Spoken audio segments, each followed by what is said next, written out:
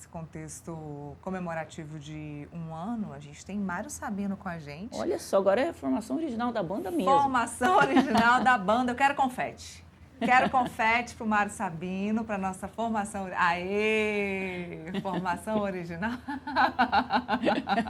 Tirei Chegou um aí, sorriso. Mário. Tirei um sorriso. Faz assim, Mário, para fingir que tá aí. É caspa. E só pode ser de vocês, porque eu não tenho cabelo. Boa tarde, Sabino. Obrigada pela participação aqui com a gente na nossa Boa tarde. comemoração de 1 ano. É aniversário? É aniversário de 1 ano do nosso Contexto Metrópolis. Parabéns. Os Beatles Estou voltaram. vendo um bolinho ali. É. Estamos aqui falando hoje das notícias do dia, Green Card de Eduardo, estamos aqui confabulando por que ele ganhou esse Green Card, qual foi a contrapartida para o Trump dar esse Green Card para o Eduardo Bolsonaro, qual foi essa contrapartida. E tem... Olha... Sim. Não, pode falar, desculpa. Eu já ia dizer que tem texto novo na sua coluna falando sobre oligarquia dos poderes. Eu já ia aqui pedir a sua tradução do texto da sua coluna para a gente hoje. Pô, tá precisando de tradução, então tá ruim. Né? Não, olha, essa coisa aí do Flávio, eu estava ouvindo vocês falarem, eu só tenho um ponto a esclarecer, que Green Card só pode ter quem mora lá. Quem não mora não pode ter Green Card. É uma exigência para a obtenção do Green Card que o sujeito já esteja nos Estados Unidos. Eu então, não sei só se há exceções. Então, não sei se há exceções. É que o Flávio praticamente mora lá, né? Bom, eu já não sei. Mas, olha, não me causou espanto ele ter o Green Card, porque, afinal de contas, ele é um aliado, né, do governo Trump. Mais do que aliado, ele é um capacho do governo Trump. Sim. Então, eu acho que o motivo político já parece suficiente para a concessão do Green Card, entende? Sem que haja necessariamente um comércio de promessas, etc. Mas, enfim. Não, o meu texto de hoje é sobre um livro que acabou de ser lançado, do Joaquim Falcão, aquele famoso advogado, professor, né? Muita especialidade sobre o STF, principalmente. E ele escreveu esse livro, que é A Oligarquia dos Poderes e a Crise da Democracia, que me parece muito interessante, porque ele diz que o que está acontecendo no Brasil, aponta para isso, né, é um golpe na democracia dado por oligarquias nascidas e alojadas dentro das instituições, o que seria uma certa novidade, porque o que nós temos no Brasil são oligarquias que tomam conta do Estado vindas de fora, né? No caso da República Velha e tudo mais. E eu acho até curioso, porque fosse outro personagem sem tantas credenciais, ele é acadêmico também, né, da Academia Brasileira de Letras, muito possivelmente estaria preso por tentativa de golpe, discurso golpista e tudo mais, porque ele vê com a nossa democracia, o estado atual da nossa democracia, com muita preocupação em função desses sucessivos ataques que partem de dentro das instituições contra a própria democracia. Né? No caso, ele cita um exemplo bastante eloquente, que foi a tentativa do ministro Gilmar Mendes de tirar dos cidadãos a capacidade de pedir o impeachment de ministro do Supremo Tribunal Federal. Ele aponta esse dado, né, com aquela decisão monocrática que ele deu, dizendo que só o Procurador-Geral da República poderia conduzir um processo de impeachment. Ele cita isso como um exemplo de um ataque ao sistema de freios e contrapesos, né, que faz de uma democracia um regime controlável, né, não só pelos cidadãos, mas por cada um dos poderes. É um livro muito, muito interessante nesse sentido. Ele aponta também que possivelmente há um conluio, né, entre os poderes para que esses oligarcas, novos oligarcas, permaneçam no poder, então, combinações, alianças estratégicas e tudo mais. Ele aponta para isso. E eu acho muito, muito interessante, muito instrutivo ler isso da pena de um advogado, de um acadêmico do porte do Joaquim Falcão. Deveria ser uma leitura dos ministros do STF, entre outros. O Mário, você falou muito nessa questão, né, do golpe, quando o Jair Bolsonaro, né, vem com todo aquele discurso golpista que eles estavam tentando aplicar um golpe da maneira antiga, né, de tomada dos poderes, invasão ali do palácio, né, de silenciamento dos seus opositores, mas, na verdade, né, o que esse texto diz e outros textos também que têm tratado um pouco desses assuntos, assim, discutido um pouco a democracia, eles falam exatamente isso, né? Não sei se eu estou fazendo uma análise correta de que os golpes hoje vêm de uma outra forma, né? De dentro do poder mesmo que se faz uma tentativa de se estabelecer no poder. Você dá o golpe estando dentro do poder, né? Para se perpetuar do poder. Pelo que eu entendi, é um pouco isso, né? Não, só que há uma diferença, Andresa, porque os golpes clássicos, tem o golpe que é a quartelada, né, e tem esse golpe que é dado por dentro, que não deixa também de ser um golpe clássico, mas aí está se falando de uma vertente política, de um caudilho, né, que é o habitual.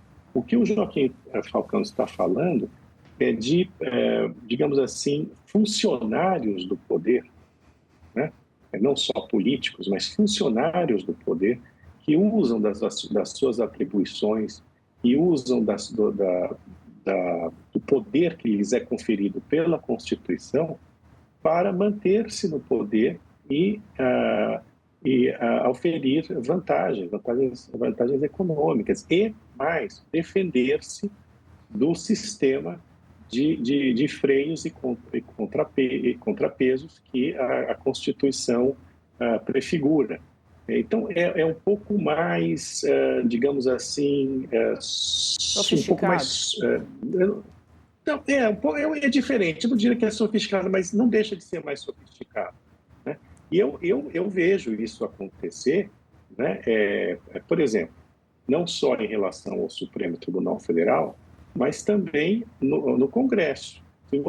Se você for olhar, toda essa apropriação de dinheiro, de emendas, essa apropriação bilionária, que foi de 5 bi para 50 bi, o que é isso senão uma maneira de manter-se no poder, né, tirando do poder executivo boa parte da sua margem de manobra.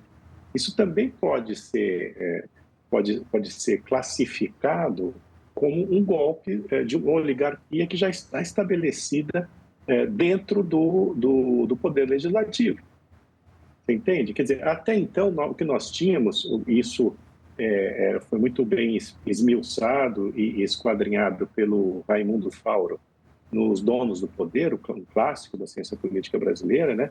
Falava justamente que o nosso sistema sempre primou, desde Prisca Zeros, desde a época da colonização, pelo patrimonialismo, que é a apropriação do Estado, né, por grupos de interesse privados, né, grupo de poucos que governa para poucos, que é a definição clássica de oligarquia, né? O que nós temos agora é diferente, você entende? O Joaquim Falcão dá um passo além e diz assim, não, o que se tem agora são grupos que já estão alojados, que chegaram legitimamente, né, ao poder, que estão alojados dentro dos poderes, da burocracia, de todo o sistema institucional, e eles usam dessas prerrogativas, né, alargam essas prerrogativas para manter-se no poder e obter vantagens indevidas.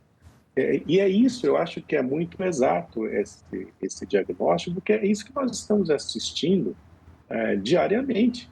Como jornalistas, inclusive, nós noticiamos isso como se fossem fatos políticos corriqueiros, sem olhar a floresta, você entendeu? Quer dizer, sem olhar o todo. Na verdade, o que está acontecendo é algo muito mais grave. De fato, é um golpe contra a democracia. Aí você tem razão, vindo de dentro, mas com características diferentes, você entende, do golpe clássico, desse golpe de usar a democracia para manter-se no poder. É um pouco mais complicado, porque não se trata, inclusive, de um caudilho, de uma única pessoa, de um grupo pequeno, né? É um grupo razoavelmente extenso, né?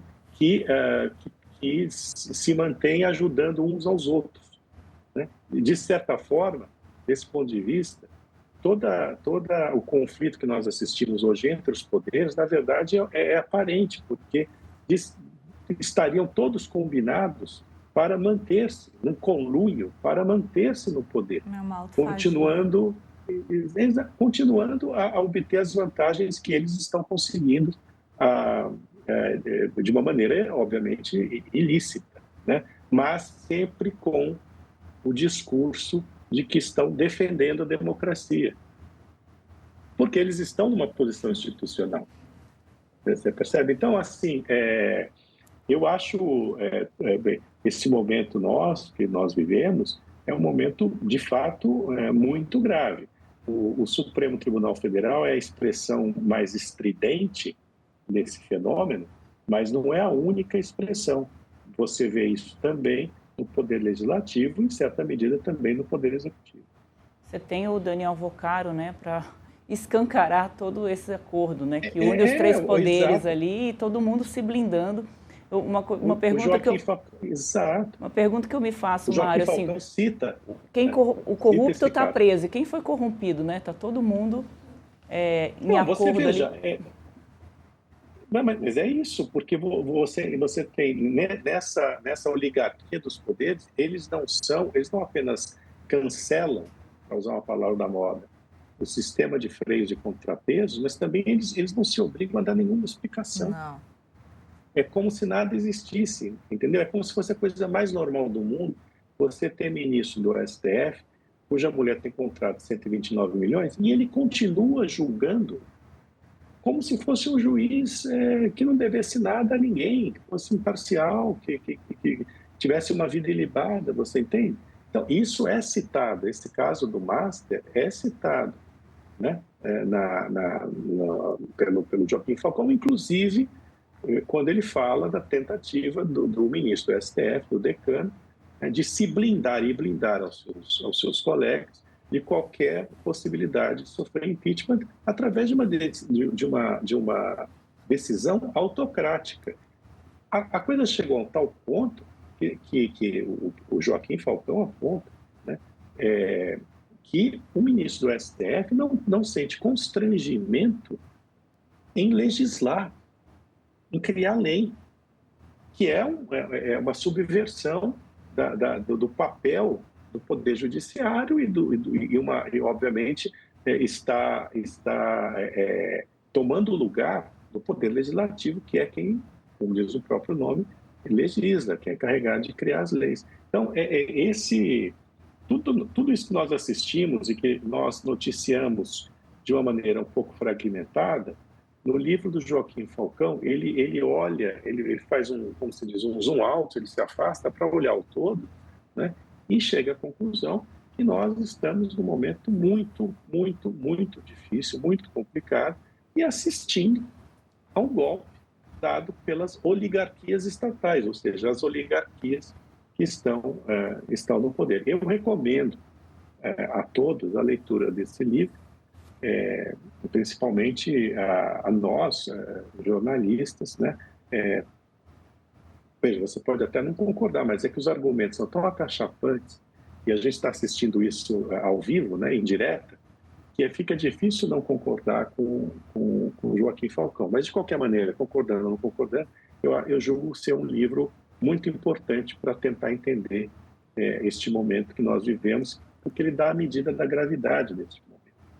Quantas vezes nós trouxemos notícias aqui de que o STF estava legislando e o Congresso Nacional contrário às decisões do Supremo? No fim das contas, eles mesmos se organizavam ali naquela situação, um contrário ao outro, e o que Sabino disse, assim, para inglês ver, uma coisa para que nós pudéssemos ver ali uma disputa que no final das contas acabavam se resolvendo. A gente viu isso na questão da legalização da maconha, a gente viu isso na questão das terras indígenas, eram decisões contrárias, né, dos dois poderes. Esse caso da maconha, por exemplo, é abordado pelo Joaquim Falcão. Enfim, de fato, está tudo junto e misturado de uma maneira bastante problemática. E daí o Supremo diz, a gente precisa tomar uma iniciativa porque o Congresso não faz o seu papel, o Congresso não legisla. E aí, porque o Congresso não legisla, o Supremo vai lá e legisla.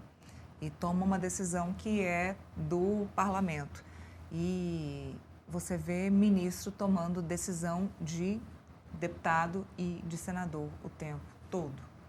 Tem um ponto também que eu estava lembrando, Mário, você falou a questão das emendas, né?